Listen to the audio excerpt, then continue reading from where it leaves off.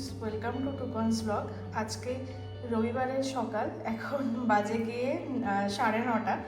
তো কালকে শনিবারের দিন বাবা বাজার গিয়েছিল, তো এই এত আমলকি নিয়ে এসছে।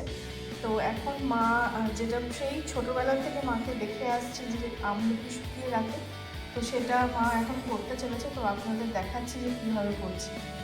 মা শুরু করে, মা প্রথমে আমলকিগুলোকে ছোটো ছোটো করে কেটে নিচ্ছে।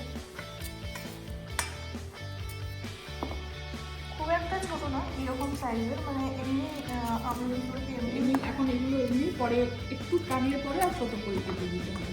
আচ্ছা, মা এর মধ্যে নুন হলুদ আজকে দেবো, আর কালকে একটু যারা লঙ্কা খায় লঙ্কা বিট নুন দিয়ে একটু টেনে গেলে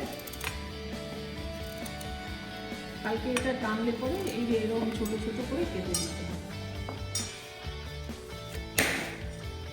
এটা টানলে আজকে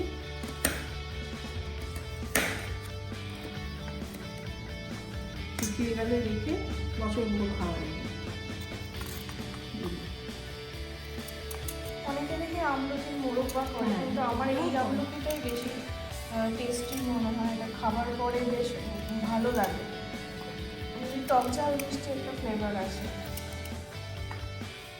খাওয়াও তো ভালো।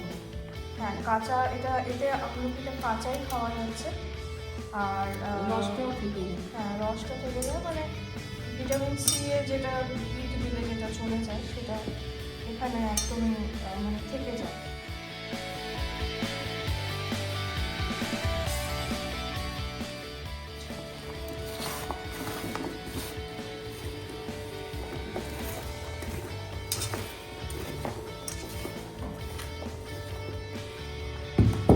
কালকে বিট নুন দেবো। এখানে আবার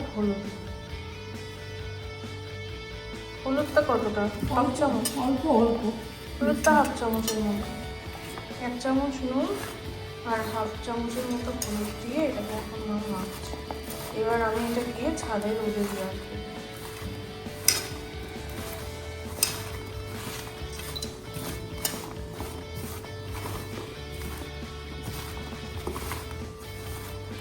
কম হয়ে গেছে একটু হলুদটা, শুকাত তো একটু কালকে না হয় একটু আর একটু দিয়ে দেবো। একটু দিলে ভালোই হয়। আর একটু দিয়েই দেবো। আর একটু অ্যাড করছি, মানে 1 চামচ নুন আর 1 চামচ হলুদ।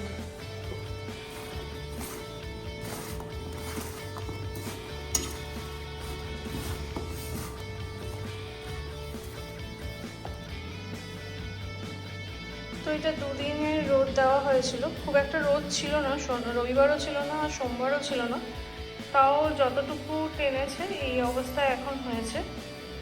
আর এরপরে কিছু কিছু মা ছোটো ছোটো টুকরো করে দিয়েছে, আর বললো বাকিটাও ছোটো ছোটো টুকরো করে দেবে, কারণ কালকে এগুলো বড় বড় টুকরো ছিল, তো সেগুলো বললো শোকাবে না, তো সেই জন্য ছোটো ছোটো টুকরো করেছে। তো এখন এর মধ্যে কী কী মিক্স করছে সেটা আপনাদের দেখাবো। তো মায়ের মধ্যে এখন বিট নুন মিক্স করছে।